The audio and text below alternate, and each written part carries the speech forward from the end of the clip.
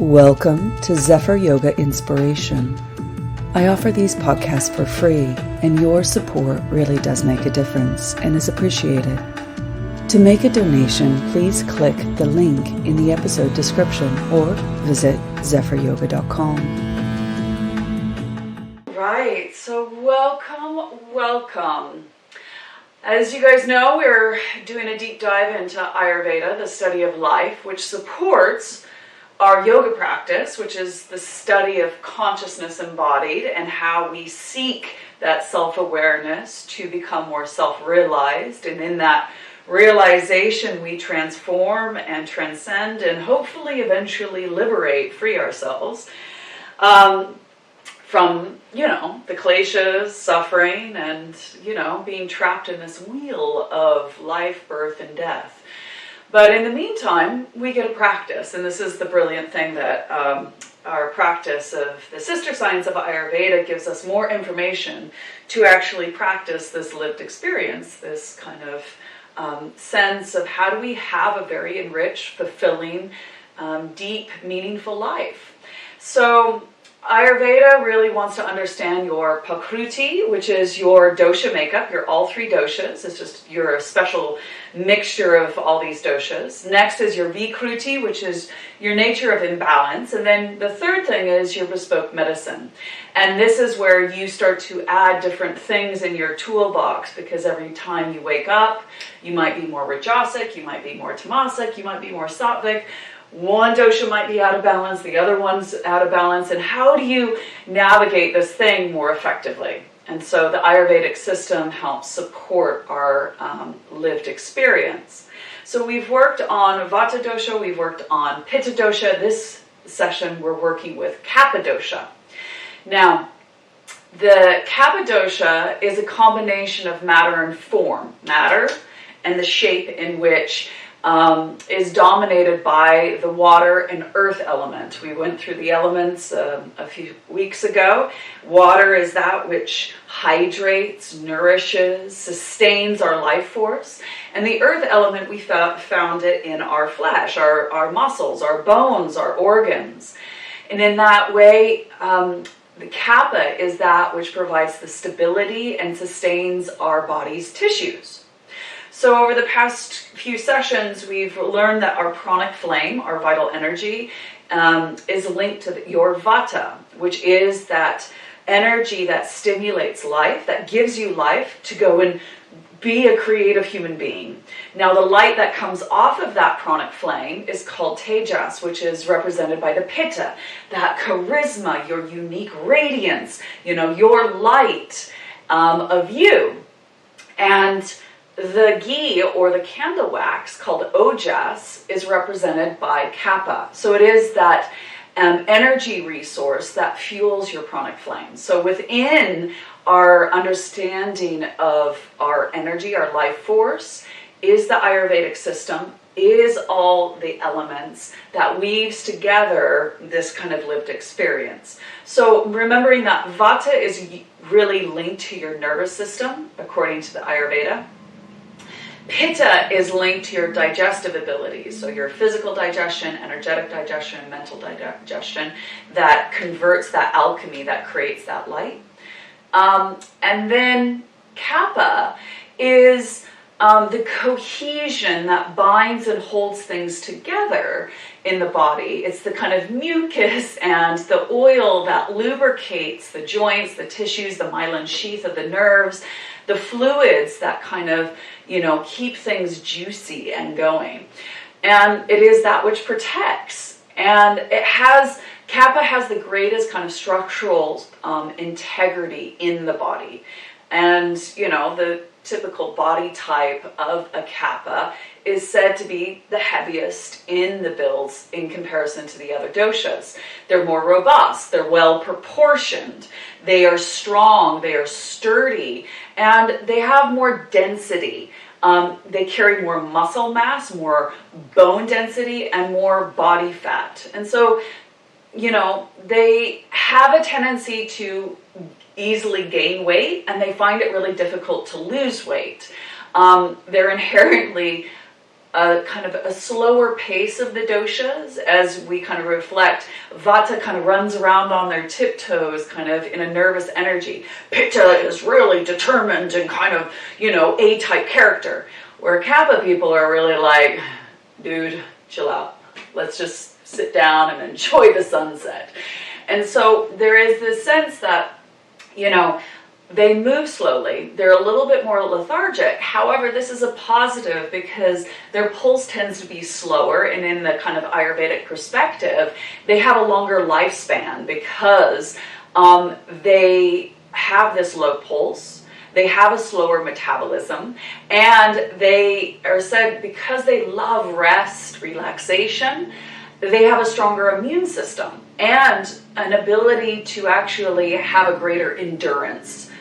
Physically, energetically, and mentally. They're in there for the long game. Whereas Pitta people put on the gas pedal and they burn out really quickly, or Vata people dry up and spin out really quickly. So Kapha people are just kind of in it for the long game.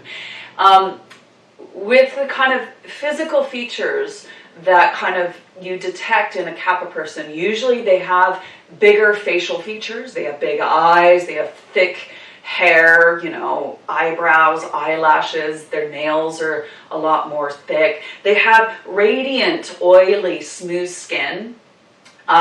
They usually have deeper, calmer voices, really big hands and feet.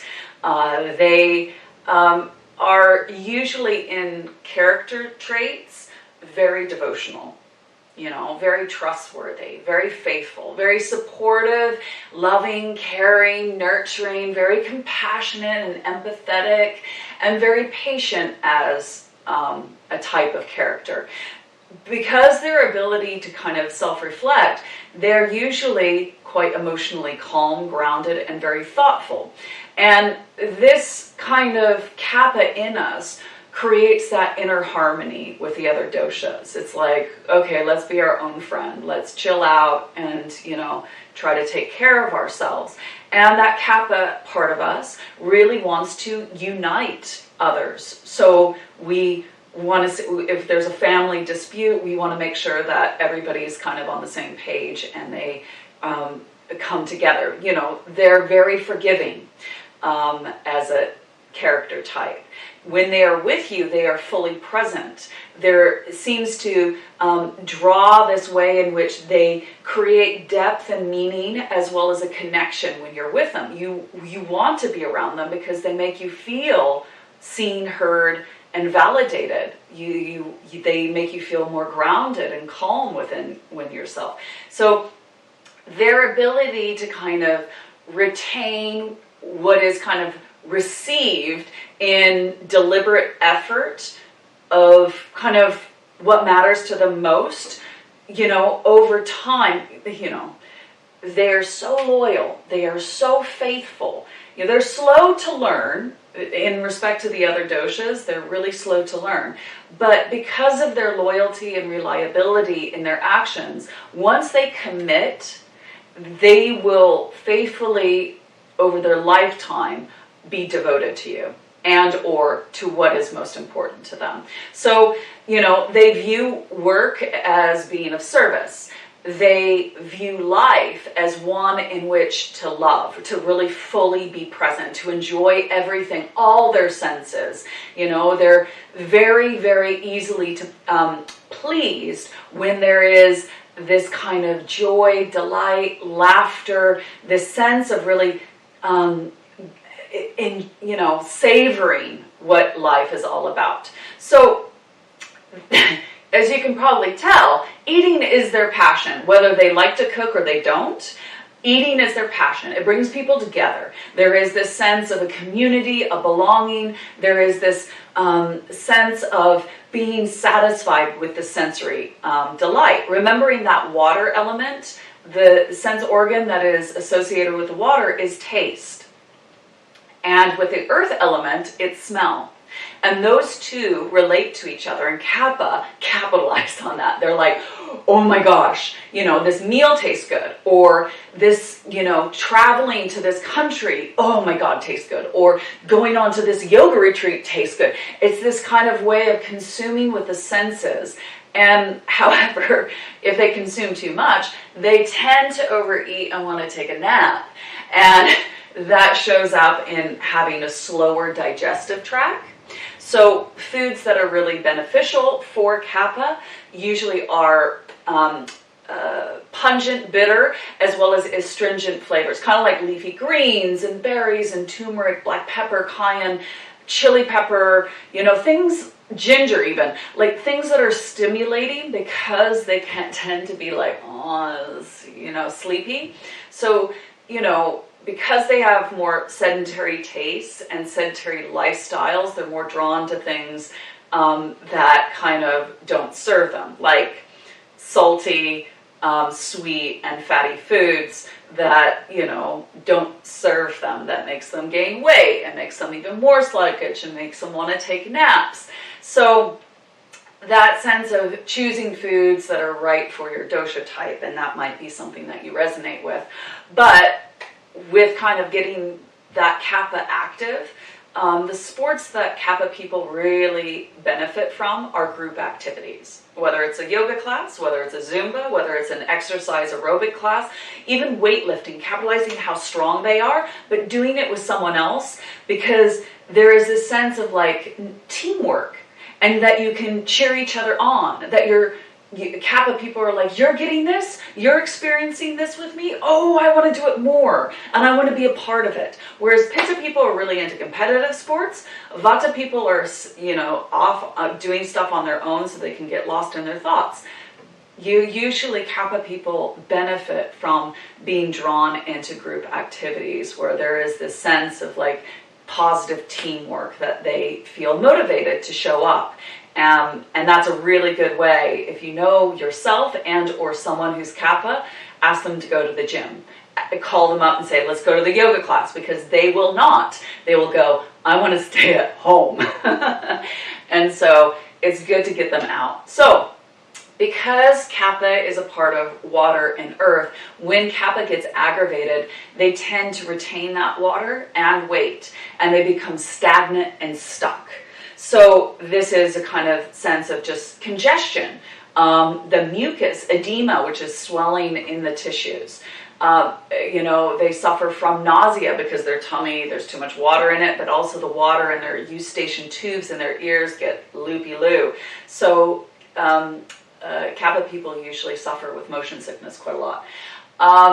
And because Kapha is associated with the springtime, usually the Kapha imbalance is allergies, and you get stuffed up. So there's that kind of mucusy kind of quality, but even more so, Kapha people suffer from obesity and diabetes and other related disorders. And as they lean to lethargy, there is that tamasic quality of Kapha that all of a sudden goes into this downward spiral where they feel drowsy, dull, really passive, indifferent, and also then attached. And they suffer with kind of loneliness and heavy-heartedness. They feel disheartened when someone really hurts their feelings, and they don't feel a part of. And there's this tendency to lean to depression very easily for Kapha people, which stops them seeking help, stops them reaching out. They withdraw, they isolate, and they go into themselves, and they get stuck in their own little home, their own little world, and it takes a lot to actually get them out of that. They become very stubborn. And in that stubbornness, physically, mentally, energetically, they get, stuck in that lack of motivation. And they exhaust, they numb out. And that's when they start to crave like sweet, salty, fatty foods to comfort themselves. And in that, they excessively sleep. And that's just another way of coping and avoiding that conflict, the duties, the responsibilities, but, feeling hurt and feeling abandoned or feeling left out. So there's all these little things in which Kapha in that tamasic way, but in a very rajasic way. When Kapha is in balance, they start to become very attached. They become very material. They start to hoard. And I myself, I find it really hard to let go of things. I like bond, and I'm like, I like my fake flowers, even though I've had them for over 10 years. I'm not going to give them away. I'm just going to keep adding to them and adding to my pillow collection back here. I don't take any, I'm just adding. My husband's like, why is there? I'm like, but it's so pretty and it just makes me feel happy. And you just end up hoarding, and there's this kind of materialism, but in the extreme forms, they're kind of hoarding wealth. They become like, fearful that someone's going to take all their money, and so they become greedy, and just their goal is to accumulate more and more and more, and they become fat with it, like metaphorically. All right, so to change the Kapha nature, to change the way in which they go into that downward spiral, we need to encourage Kapha. They need a lot of verbal praise. They need a lot of kind of teen cheerleading, like, you're doing so well, I see you, what you do really brings so much to the table. So there is this sense of this kind of verbal praise that really helps Kapha come out of itself and motivates them to kind of start going. So in our yoga practice, the key thing for Kapha in balance is to actually stimulate, keep moving them, keep activating that energy, and capitalize on how strong they are. Build that strength, make them feel like they own their space and take up more space, and celebrate how strong and present they are. And then moving dynamically that water, because the tendency is it pools and it goes stagnant. We need to move that water. So normally Kapha people are quite cold. They're big. They're not like Pitta where there's this inner furnace. They're big, but they're usually cold. And it takes a while for them to warm up. But once they warm, they can actually maintain their heat really well. As soon as they stop, they go cold again. So remembering Vata is always cold, even when moving. Pitta people are always hot, and Kapha people are a little bit in between. So with this kind of connecting in our practice, we're all sharing it together. So we're doing it together. You can see everybody on the screen, I can see you, and there's the sense that the Kapha part of you feels like you belong. You belong to this group, you've been supporting these classes, and you're like, I recognize that person, even though I might not have never met them in person. I see them and they're there, and it's like we're doing this together. We're moving together, we're breathing together, we're experiencing this together, and it feels good. And that way in which we can move and focus our attention on stimulating the body, the energy and mind, but really draw that Kapha quality to what matters to us most. Who matters to us? What brings us joy? What do we care about? That will motivate Kapha. So when you think about it, who matters to you? What matters to you? And that might be your beloved, it might be a pet, it might be your creativity, it might be your purpose, your career, your place in the community, it might be, whatever it is, like, your food, getting into your bathtub, your soft sheets, the plants in your house. Like, you start to notice the things that actually bring you joy. And as you kind of connect to a sadness, your vulnerability, you connect to what is lacking in your life, it takes a lot of effort, because that kind of tamasic way of feeling, it's so hard right now, you need to be your biggest cheerleader, your best friend.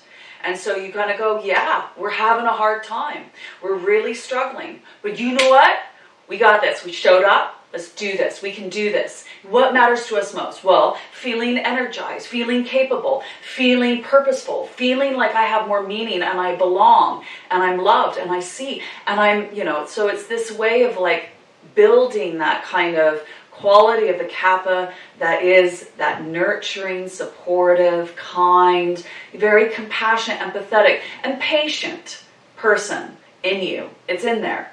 And that's where we draw on the Pitta to kind of be like, okay, Pitta, what's our goal? Well, this is what really matters to me. Vata goes, oh, I have so many other things we can think about. And so, I have a whole list of things that bring me joy. So there's the sense of bringing every part of your doshas together. Because Vata and Pitta tend to be very selfish, whereas the Kapha is one that creates that inner harmony.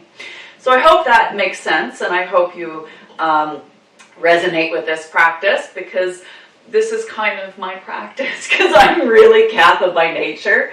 But my Vata is right there, and so is my Pitta. And I hope you can kind of start to see over the past few weeks, the combination you are and what goes out of balance, and actually how you can bespoke these practices to best serve you.